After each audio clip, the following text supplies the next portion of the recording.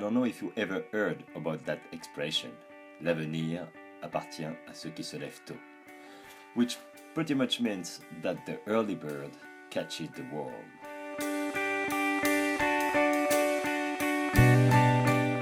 I love to be the first out in the mountain, the first to catch the first sun rays, and the first one to make the first strike. Such a wonderful feeling starting the day like this. That's what makes me feel alive.